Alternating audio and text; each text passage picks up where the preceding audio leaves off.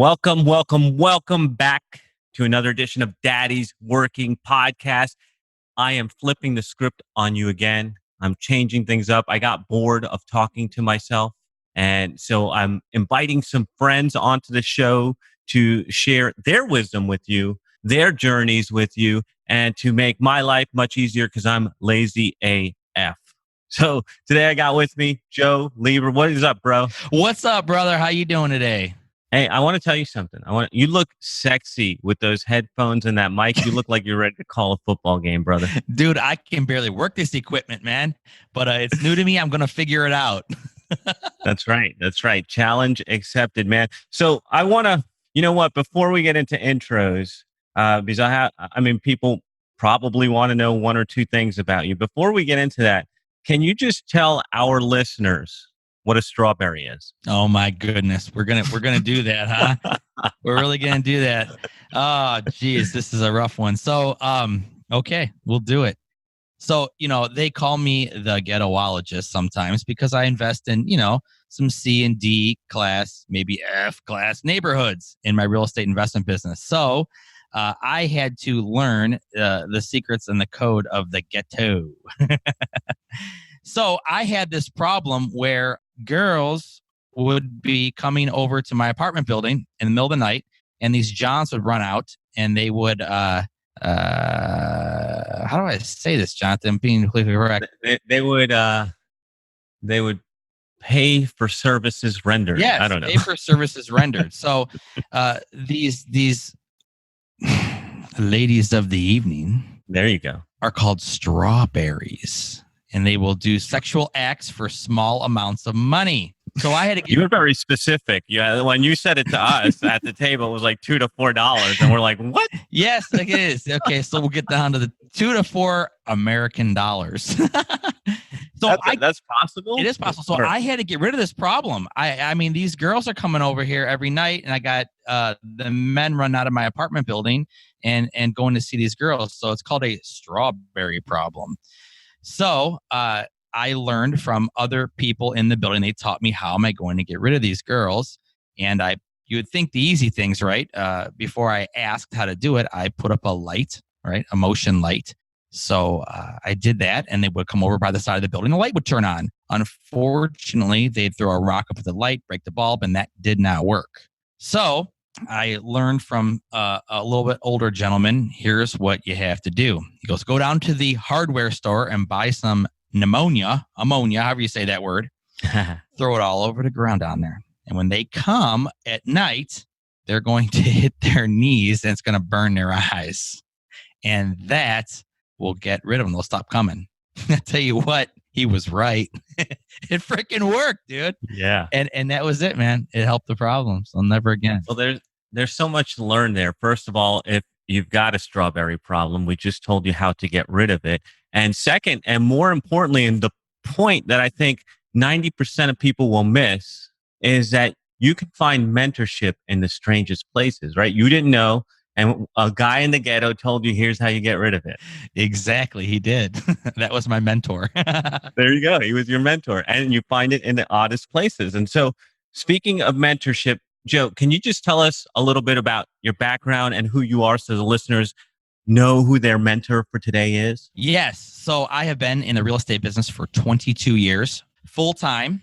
I've been through every part of this business, man, from landlording to flipping to wholesaling, rehabbing, multifamily, pretty much the brokerage business, pretty much every aspect of it. So everything I talk about here, I have learned through the School of Hard Knocks. I didn't read this stuff in a book last night.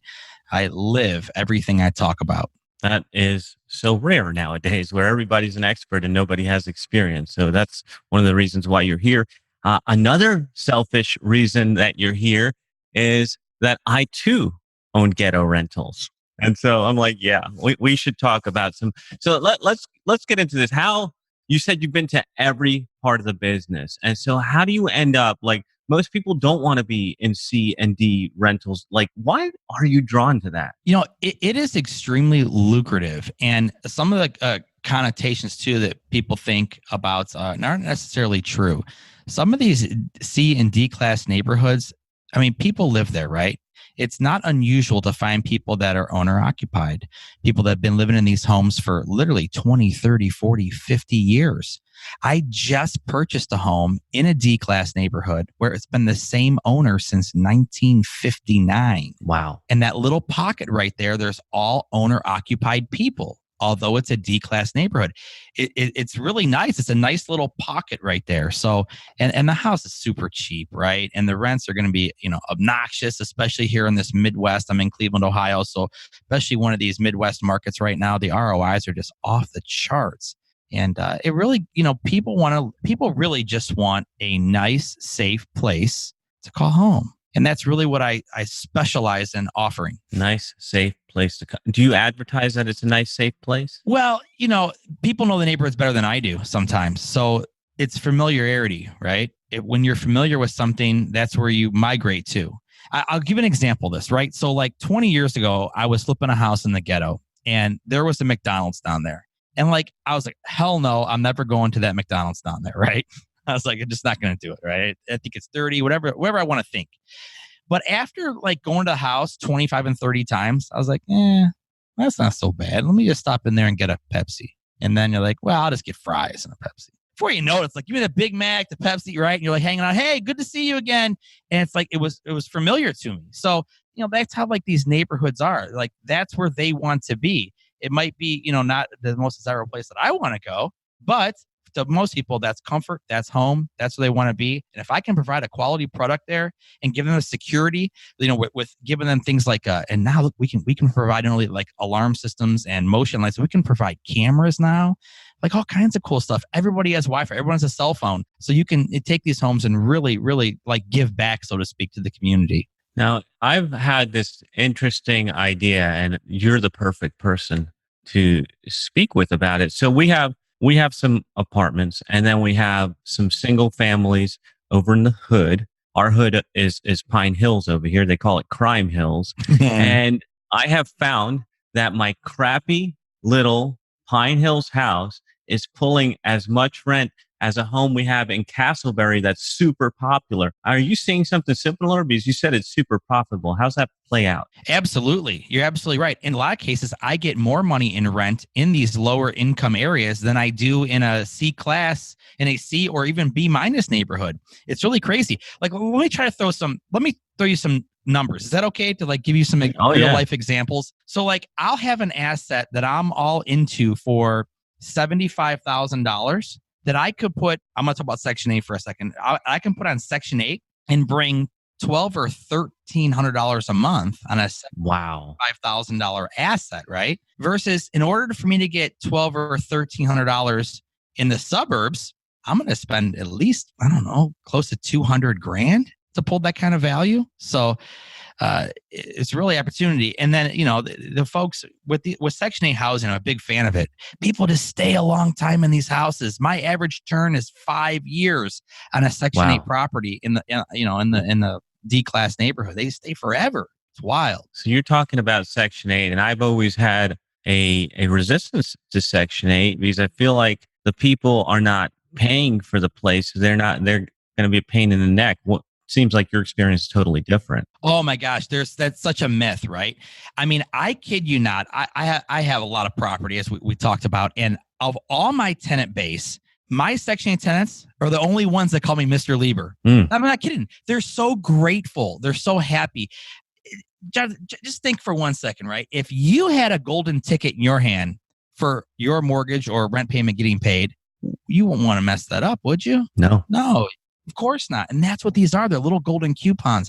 And here in our county, in Cuyahoga County, which is in the Cleveland area, there is a need for landlords to participate in this program. And there's really limited supply. There's more voucher holders than there are landlords participating in the Section 8 program. So these houses just fly off the market. And the tenants are so grateful to get them that when they get into them, they never go anywhere. I mean, they really stay a long time. It's not unusual to have a 10 plus year tenant in these houses. Wow. I thought I was doing good. We're averaging on all our properties about 3 years. So 10 years sounds a lot sexier to me. Yeah, it's A it's whole really lot cool. sexier. It's really good. So how's a white man end up buying houses in the ghetto? Familiarity, man. This is I'm a West Side of Cleveland guy, born and raised, 40 years, and the demographic's not all African American. There's mixed neighborhoods, and I'm just used to it. It's all I really know, and I spend a lot of time down there. Plus, it's an easy barrier to entry for new real estate investors.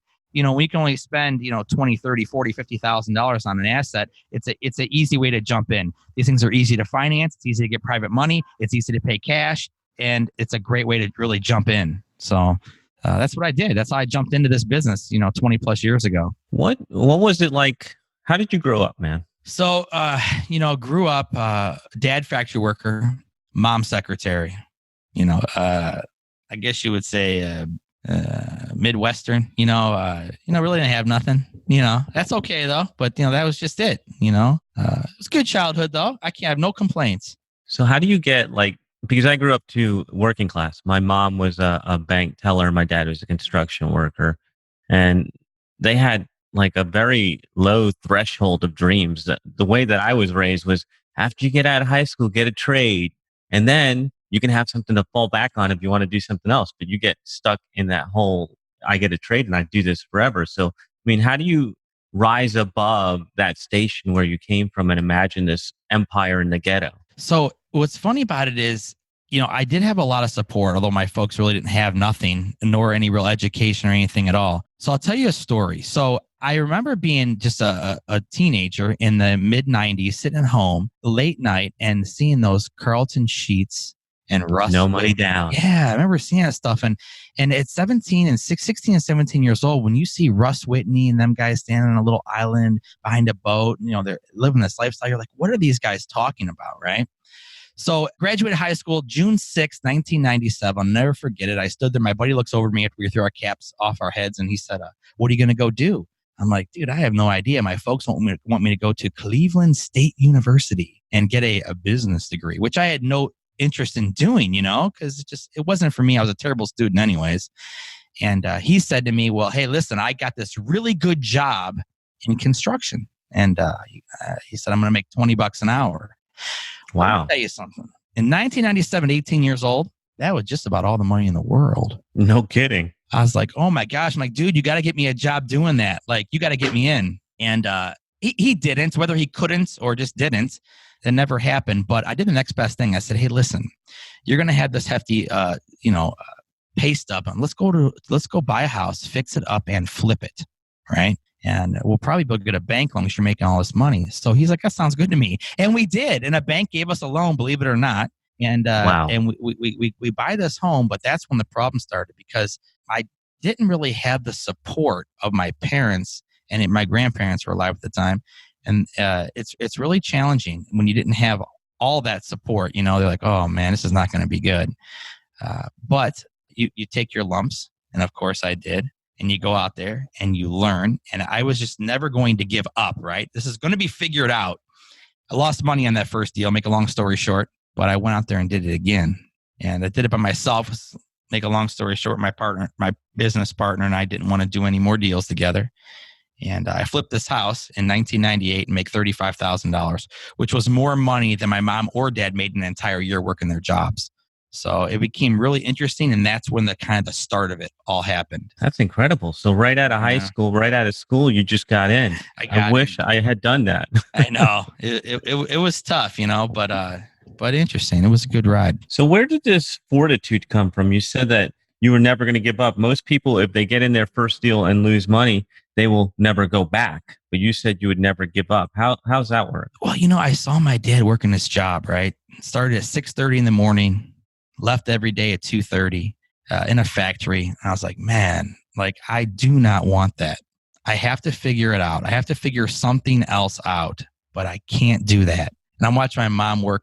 She had the good job, worked in the bank, right, as a secretary. And it was clean and not sweaty like his job, but didn't make any money. I was like, why not me? If everybody else is behind boats and palm trees and living this life, why can't I? Who do I have to know? What do I have to do that? And, It was a challenge. Don't think it wasn't. I would do things that I mean, I've been in real estate before Google came out, and my method of talking to sellers is through a pager, not a cell phone. So Wow. it's been a much different business. But I would go to the library literally, and I would check out books, and I would sit there and I would read those because I really wanted to figure it out more than anything. I wanted to break the cycle of financial poverty in my family. All right. So there's two roads I want to go down there first. The most important one that I think would be most valuable to our listeners was, what was money like? What was the idea of money like in your house growing up? Well, there wasn't much to go around, that's for sure. You know, it was just like I didn't know anything different though, really. It was like, that was life, right? Struggling was life. Not going out to dinners was life. Maybe not having the nicest cars or the best clothes. That was just what it was. And everyone in my circle though was the same way, right? I lived in a B minus C class neighborhood, just a working neighborhood, but that's just what I knew. I hope I'm answering this stuff right for you. There is no right answer. Yeah, like for us, yeah. money was the reason we couldn't have things. And so for the way I grew up was, we can't do that. We don't have the money. No, we don't have the money for that. So my programming was so messed up that I thought money was the reason you can't have things. Now it's like money is the reason you can do everything you want to do. And I had to rewire myself. So how did you rewire yourself? You said you went to the library, checked out books. What else did you do? Well, I had a mentor, but he wasn't the most successful mentor, which is probably one of my biggest mistakes in business, just to go down this road. I had someone showing me the business, but I was too afraid to spend money on education, which was probably one of my biggest mistakes I ever made in business. And that went on from 1997 all the way until 2011. Wow. Yeah, all those years. So I self-taught myself all those years, and I did okay. I really did, but I didn't do great.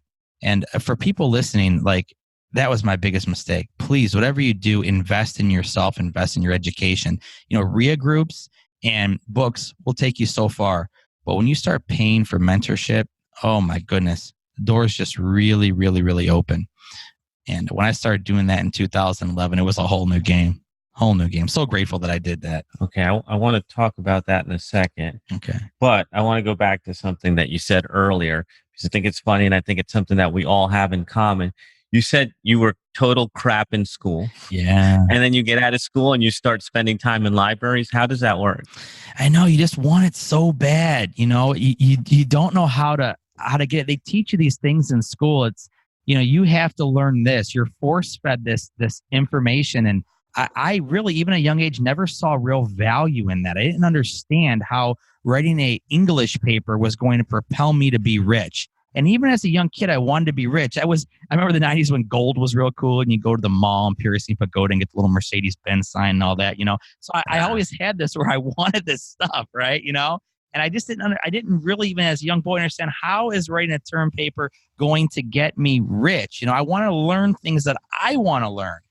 And just by, school is, just didn't work out. I was a terrible student. I am so lucky to even graduate with a diploma.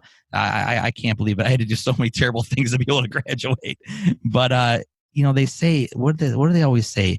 An institutional education will make you a living, but a self-education will make you a fortune.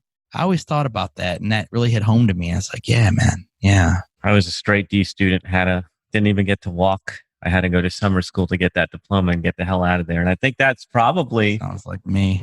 I think, but tell me what you think about this. This is my theory, and I'm sharing it with you here. And I don't know if I've ever shared it, but I think that because we were bad students and we were rejecting what they were giving us, they weren't able to program us into the shitty way of thinking that everybody else gets. And that will actually meant freedom to us. What do you think about that? I agree with you. It's like something that maybe you're wired that way. Like, you're just not going to accept. I've always been the guy where I've always said, when the herd went to the right, I always went left. I don't know why. And I correlate that to, as a young kid, to every aspect of my life. Even when my friends in high school would pass a joint around, I was like, you're all smoking a joint. I'm cool. I don't really want to do that. And it's just, it's weird, but I remember these things, and, it makes you stand out. And I just knew that I wanted something different. I'm not going to conform and go to college and get a job and all that stuff. And it's like the relentless pursuit of never giving up is really what happened. Never giving in either. Yeah, To what exactly. they want. Yeah, giving in. Yeah, exactly. They want to crush your dreams. And it's like, my dream is not to be you. If that's doing everything right, I don't want it. Yeah, right. And you always know how to articulate that as a 17 or 21 or hell, even a 40-year-old. But you just believe these things and you just got to figure out how to articulate it and do what you want to do. All right. So listen, got to pay the bills. So here is a quick advertisement for your ears that I think you're going to find useful. How would you like to spend more time with your family and less time on your business? Before anyone chooses to do business with you, they need to know one important thing. Can I trust you? The only problem is building trust can take forever. And I know you don't have that kind of time. But what if there was a way to build trust in minutes instead of years? You'd want that, wouldn't you? Good news, buckaroo. That's exactly what you'll get inside my digital daddy's toolkit. It's got my top 3 speed influence tools to make you a trusted expert in any market quickly. Go to daddysworking.com/DDT to grab your copy today. So you talked about earlier that the way you grew up, it was normal. I had that too. I didn't realize that we were like pretty much lower middle class till later on when I started reprogramming myself because I thought, hey, this is the way it is. So how did you start? No, you know what? All those people that you were surrounding yourself with, are you still friends with them or did you outgrow them? What does that look like? So funny. About I'll say 5 years ago now, I had to cut all those ties. All those high school, I kept them. All those high school friends, I had to cut those ties, man. I just realized that it wasn't going to make my mindset and take me where I wanted to go. Wasn't going to happen. And I couldn't continue that and have the same stupid conversations. I don't care about the Cleveland Browns record. I don't know who the quarterback is, and it's not going to make me any money. So I don't want to have that conversation. I don't want to talk about the negative things and the president that I can't control. All these things that what's going on in politics stuff, I can't control any of that. So I didn't care. I just want to talk about things that are going to excel me to the next level because I know where I'm trying to go. And I need to be around the right people to get me there. And that's why I'm in some of the best masterminds in the country right now, because I know that's what it's going to take to get me there. Let's talk about that. So you said that you did the boneheaded route that I think I did for many years too, not investing in myself. And so where's the light bulb go off? And you say, oh, shoot, maybe I should get around some better people. And then what's the move that you make to make it happen? All right. So this is where it all changed for me. Right around late 2010, early 11, things weren't good in my world. I had about 70, maybe 80 single family homes. I had mortgages on them all. I'm spending $10,000 a month in general contracting, trying to keep these things going. Right. And wow. It wasn't good. I'm breaking even, if not losing a few thousand at best. I'm a real estate broker. So I'm selling real estate at night, trying to make ends meet, basically is what I'm doing, and managing my portfolio during the day, running buyers around, taking listings at night, making a living at best. Okay. So my friend tells me, Joe, I want to take you down to Florida on my ticket to a Ron LeGrand event. Oh, Ron LeGrand, dude. So at that time, it was the week before Thanksgiving, and this might have been 2010. We go to this business management course for seasoned real estate investors. So Ron must have had a bunch of cancellations. Only like 9 people show up to this event, right? So Ron was very cool because it was such a small group. He just ended up talking to us for 3 days straight. But at nighttime, he would take us to his restaurant called LeGrand's in Jacksonville. And we got extra time with Ron. And that, my friend, is where it changed. He said to me, he goes, boy, let me tell you something. If you don't change this portfolio and start running it like this or running it like that, you're going to lose everything. I listened. I did. And I did what he said. I turned that whole damn thing around from losing breaking even to making about $8,000 a month off that same portfolio. And I couldn't believe it. For a little investment to go on there. And I was forever grateful for Ron. But here's what happened out of the event. I met a guy there who said to me, I'm involved in this mastermind called Collective Genius. It's like, you might want to come check this out. I said, well, how much is it, Mr. Wayne? Because it's $20,000 a year. I said, oh, hell no. I spent $500 first time to go to this event. There is no way I'm dropping $20,000 on anything, right? And I didn't. 2 more years passed. I'm sitting at my desk around 2012, having a meltdown, right? To the point, I don't remember what it was now, but I just done. To the point where I was like, I'm going to get the hell out of the business, right? I mean, I was that fed up, right? And I go through this old book and I find Wayne's number in it. I'm like, shit, I'm just going to call Wayne and see what's going on. And forever grateful, to say the least. So glad I did that. And I quickly am learning the people that you meet and put in contact with, these are the things that are game changers. We meet people like you. We're podcasting. We're educating. Great things come out of that. You learn. You meet new people. And that's what it's all about, man. So on the second call to Wayne, after all that time, did you join that mastermind? So here's what happened. So he goes, Joe, just call Jason. Jason runs the Collective Genius. Just give him a call and have a conversation. So I called Jason. He goes, hey, why don't you come down and check this thing out, you know? I'm like, nah, man, I don't want to come. He goes, why not? I go, because I'm going to want to join. And I can't spend $20,000 on this. So he says something to me that no one has ever said to me before. And I almost got mad. He says to me, hey, quit being a little bitch. Pick up your skirt, grab your balls, and get on an airplane and get down here. I go, whoa! Like I almost, like honestly, almost like snapped. I was almost to be like, call him every name in the book and hang up the phone, right? I mean, right? I never had anyone talk to me like that before. I couldn't believe he even said this to me. Instead, I just said, okay.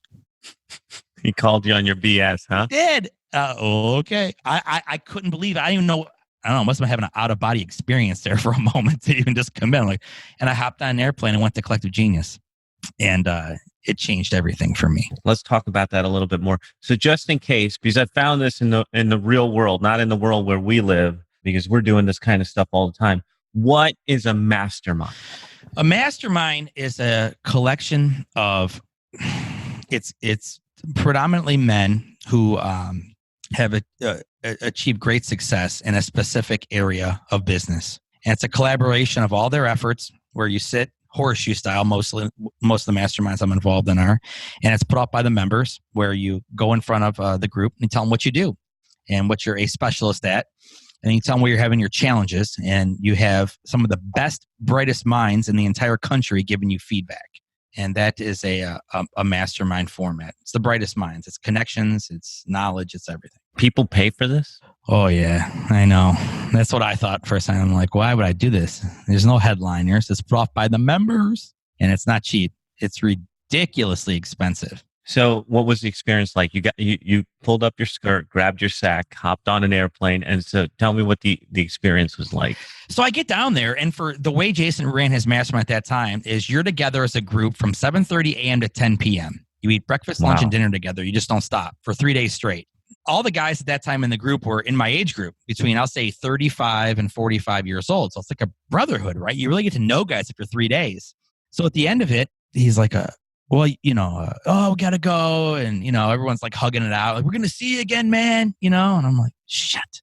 Yeah, you're going to see me again. Bad as I hated. So like, well, I'm in Medley and I freaking write him his check. I'm like, I don't know what's going to come out of this, but, I want to see these guys again. They're like a fraternity brother I never had. But here's the cool thing that happened for me. And I'm forever grateful for this. I get back to Cleveland. I was down in Tampa Bay, and I get back to Cleveland. And the very next day, my phone rings. That's one of the guys from the group. And they're out of Phoenix, Arizona. Goes, hey, man, what's going on? I go, oh, nothing. Remember you talking about those houses in Cleveland? Those are some really attractive numbers. I go, yeah, it's interesting. He goes, I'm actually down here at Cleveland Hopkins International Airport. Can you come pick me up? I go, yeah, right. It's like, no, I'm here, and I have millions of dollars with me, and we're going to buy 100 houses right now. Whoa. I go, what? You're lying. Drove down to the airport. There he is. Changed everything, dude. Changed my whole life. Wow.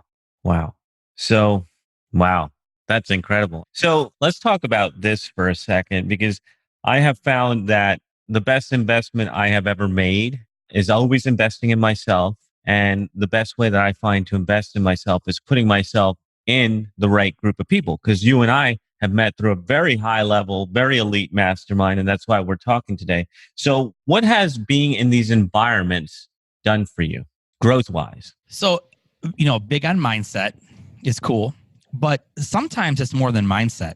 It's operations, right? So like I might be having an issue in my business today where I need to turn the water on at this property, or I got to make sure my admin does this. And I got to make sure that we sell a house, that the settlement statement's uploaded to the Dropbox and the utilities are turned off and all that stuff. So like someone came to me and said, dude, you got to check out Asana. But what the hell is Asana? It's a free task manager is what it is. So I implemented that, right? That I never even heard of before. And that was a big game changer for me. And I would not have heard that unless I was around like-minded guys in a similar situation with a lot of houses, a lot of properties, a big business going on. I wasn't going to find that out at a RIA from a guy flipping 3 houses a year. I need to talk to a guy doing 100 deals a year on how are you controlling all this? So things like that come out of it, right? How to track your calls, call rail. I never heard of call rail. But a guy that, one of my masterminds says, if you really want to track this stuff, bro, you got to get call rail. So it's things like that. It's procedures, it's operations, it's mindset. A lot of good stuff comes out of these masterminds. So here's something that I've found, and I have a notorious way of how I handle masterminds. I go in and I don't say a word because I have found that most of the time there's guys like you who are like 10 levels above doing things I never thought about doing.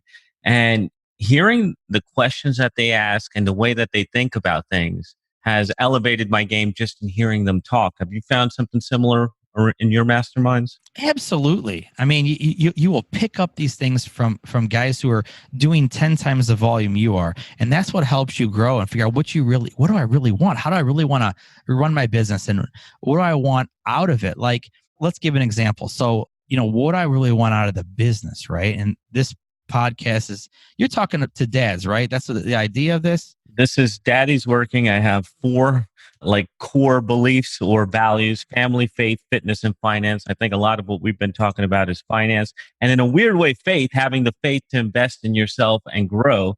But yeah, definitely. Well, what you don't see here right now is I'm at home. I'll try to point the camera around here. I'm in my house right now, and I'm here because I'm a dad. I'm a father of 2 children. And I choose to take my summers off. I do not work from June 1 to August 23rd every year. I put that first. And those are some of the things that are important to me. And I structure my business and how I can make that happen. How am I going to take off my summers to enjoy time with my children? And it's real, real important to me to play all out, as I like to say. I chose to be a dad. I'm going to play all out. I'm going to do that. I'm going to fulfill my commitment, so to speak, while they're little. And yeah, man, it's super important to me. So I'm with you, brother. I don't have the 2 months off, but we do some fun stuff.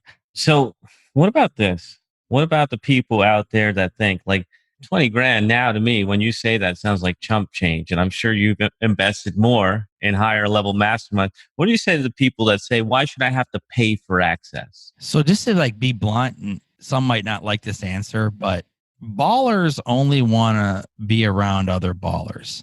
If you can't write the check, if you can't run with the big dogs, you got to stand on the porch with the puppies, man. It's just what it is. I hate to be so blunt about it, but that's what ballers do. They want to be around other people who are doing it. If I can write you got to write the check if I can write the check, man. It puts you in that category. You're either a baller or you're not. You either got it or you don't, man. Get there. Get right. Do the work to get there. Yeah, get your ass up and do it. My first mastermind that we thought we were going to die on was like $1,000 a month. It was $12,000. And we were like, oh my God, this is so scary. And I still have relationships today. And I think that's one of my favorite parts is when you're getting into the right groups. And that's why we're talking here today, because I put out the call. I said, anybody married, kids, family, faith, fitness, finance wants to talk on the show, please reach out so we can have a conversation. I think that paying for that access is just like saying, hey, is it not a shortcut? I don't know how else you would meet these people. How else would I meet you? There's no way, unless I went to your local RIA, and you might not even be there nowadays. No. How would I meet you? Yeah. How am I going to meet you? You wouldn't. How else are you going to get to the top of the market? How are you going to find the biggest person with the most units, that does the most amount of volume with the best mindset? You're not. You got to get yourself in a situation. I mean, I guess you could try to chase people down to country clubs or something, but you're just going to find out they're a dentist or something, So if you want something that relates to what you do, real estate, you've got to pay it. You got to write the check, man. You got to write the check. I'm going to ask something personal, and you don't have to share Oh yeah, if you don't want, pretty open, man. but I'll share mine because I feel like it's a badge of honor. What's the most you've invested in one mastermind for a year? Um, right now it's the DM family at 35 grand. 35 grand. Yeah. I hope you guys are listening. This guy, $3,000 a month to be in there. That before 20,000 sounded like a lot, right? And then Right. this is, and how do you feel about that? When you stroke that check, how do you feel about that? Well, I feel like this. I stroke multiple checks a year because I'm in 3 different masterminds. So I spend about 75,000 a year on masterminds right now plus travel. So I'm dropping 100 G's a year on my education. For education and context costs me 100 grand a year. Would you change that? Would you not invest that if it was an option to still have the success? Man, there's more to it. The connections and all that is one thing, but also when I get to step away from my business and just riding on the airplanes out to California or wherever I'm going, I really get to like think about my business. It's like almost time away, right? Especially on the airplane, you can't talk really. You're not doing any business, no. And it's almost game changing for me to be able to have almost like that 30,000-foot view on my business instead of always being in operations and grinding. Like, how can I just figure out the who and not the how all the time? That's beautiful. Yeah, I'm in multiple masterminds. I'm in a strategic coach, which is about 10 G's a year, and I'm with you and DM.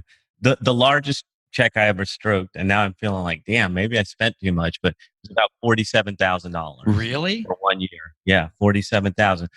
Whose group was that? That was, and they're clients of mine, Traffic and Funnels. They used to have, or the smartest guys in marketing. They used to have a really high tier. I actually invested about 55,000 total with them, but I wanted their highest tier because I saw that's where all the ballers were. And I'm sitting here with the chumps who only invested 10 grand. I'm like, no, put me in the room that hurts. Like, make it hurt, baby. Yes. Yes. Make it hurt. So then when I hear something like DM, I'm like, hell yeah, to be around these guys, that's nothing. Right? But I feel like, to me, I feel like doing things like this, and this is something I want to bring to my team as well, is like the fact that like you and me would stroke these checks and bet. And it's not just the money, it's that travel time, being away from your family, being in the room those couple days, is like showing, living by example, that you want more and you're willing to do anything it takes to get to that next level. And I think I don't believe that people will have that kind of commitment and they can stay working at Starbucks, but the people that want to achieve will invest in themselves, is the way I feel about it. Not that this is a pitch for DM or anything. No. Right. Cool. So, Joe, we talked a lot about the ghetto. We talked about getting rid of strawberries. We talked about investing in yourself in masterminds. Is there anything that you wanted to talk about or expected to talk about that maybe we didn't hit? I just want to add a comment in there. Passive income, man. That's what gives me the ability to be home all summer. It's what gives me the ability to live the lifestyle I want to live. I love doing some of the things I do, and passive income is what really does it for me. I hate being transactional. I like setting things up once and getting paid for forever or for a long time on them. So I would tell people out there, if they're chasing a dream or a lifestyle or a better life, like, just don't be too transactional. Make sure that you add some passive income in there. It's funny that you mentioned that, because I think I heard Mark talking about it yesterday. He's all about like rentals aren't passive income. So how could you say that it's a passive income? Give us a little insight into that. Oh no, Mark's right. It is. It's active passive. Rentals are active passive. When the minute they become passive and not active passive, you're going to lose a lot of money. If you really are. I mean, when you start turning things over to a management company, letting them make all your decisions for you, you're going to lose money or not get as much money. And it might be better to buy a stock, opposed to that. So don't think it's not. Rental properties are active passive if you want to make any money at them at all. But there's more than just cash flow. But I think the recurring, right? The recurring is what I love, getting checks at the first of every month and knowing that I have a nut coming in. Yes. That's my favorite part about it. And it's hard for me to think of not being like that. So a question on that, just tactically, like, we're looking to ramp up where we're at. And I think that I just need to spend 40 grand or something like that and bring in somebody, train them on my systems and let it run. Wouldn't that count as passive income, or is still active passive in your book? You mean to run your rental? Our rentals on our system, right? Just bring them in-house as our person and just pay them a salary, and then they're running it on our system. No, you can do that, and I think that's great, and you should. But you will have to watch that individual. You know, you don't know who they are. You don't know if they're a trusted person. Do they always have your best interest in mind? Yeah. Sometimes they do, especially in the beginning. But, you know, as things go on, they think, oh, he's making all the money and blah, blah, blah. He's not paying me enough. And, you know, you're going to have to keep an eye on it, dude. It's not it's never completely passive. I don't believe it is. Crushing my dreams. Well, no, it's not that. It's just, you know, you got to be a little bit realistic. Reality. Yeah. But, you know, I'll tell you what, notes is a great way to have passive income. Lending private money is another great passive income, and it can be a lot of fun. You know, I do a lot of that. I take a lot of private money. I create a lot of mortgage notes. I sell a lot of mortgage notes. There's a lot of cool things out there besides just owning hard assets like that. So, you know, those things to keep in mind. Yeah. Cool. So when our listeners want to know more about the Ghetto-ologist, where should they go? So you can check me out on the web. I'm at clevelandinvestor.com. You know, if you want to have a conversation, just call me. I'm a pretty easy guy to get a hold of, man. I'm not, you're not going to call my office and hit call screens and all that stuff. My office phone number is area code 440-387-4800. I'm rated extension 2. Or hit me up on email. Send me an email, rebroker, the number's 216@gmail.com. There you go. Every way to get in touch with the Ghetto-ologist. Man, Joe, I had a lot of fun with this. And thank you for being an open book. And thank you for being a sport, because I knew that the strawberry thing was going to throw you off in the beginning. Oh, yeah. Hope I didn't offend or insult anybody. Right. Private conversation. Right. Good, man. Thank you so much. It's been a pleasure speaking with you. Thanks, buddy. This is the podcastfactory.com.